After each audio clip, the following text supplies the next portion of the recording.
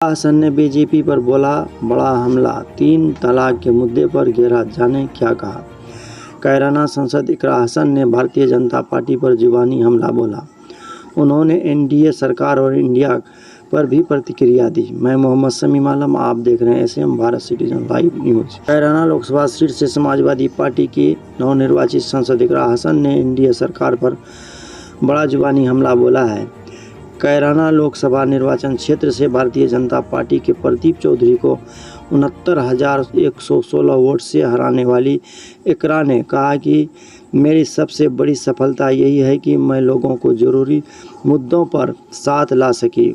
उन्होंने कहा कि स्थानीय मुद्दों के आगे भारतीय जनता पार्टी का हिंदू मुस्लिम एजेंडा और राष्ट्रवाद नैरेटिव काम नहीं कर पाया।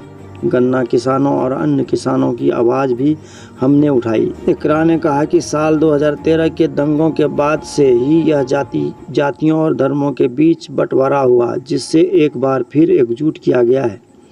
सैनी, राजपूत, गुज्जर, जाट और दलितों ने मुझे मतदान किया है। बेरोजगारी और महंगाई शरीके मुद्दों पर लोगों ने हमारा साथ दिया। इकरा ने कहा कि मैं मुस्लिम सांसद हूं, लेकिन मैं सभी की प्रतिनिधि हूं।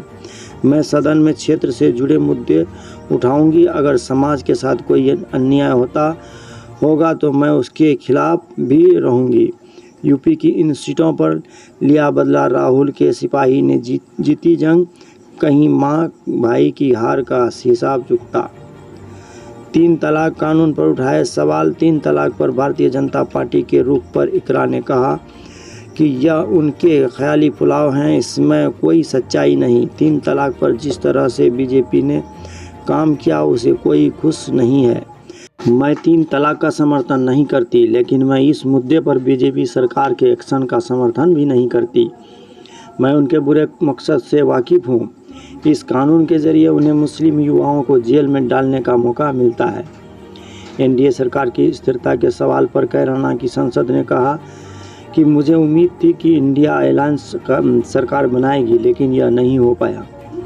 मेरा मानना है कि एनडीए सरकार लंबे वक्त तक नहीं चलेगी। मैं इस बात से खुश हूं कि पिछली बार की तरह बीजेपी सरकार नहीं है और वो रातों रात कोई कानून नहीं बना पाएंगे।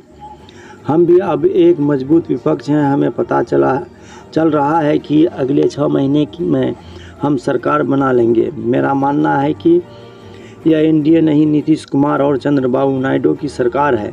वह सरकार में बड़े पद चाहते हैं और वह बीजेपी पर लगातार दबाव बनाए रखेंगे। यह देखना दिलचस्प होगा। हर छोटी बड़ी खबर पहली नजर, भारत सिटीजन लाइव।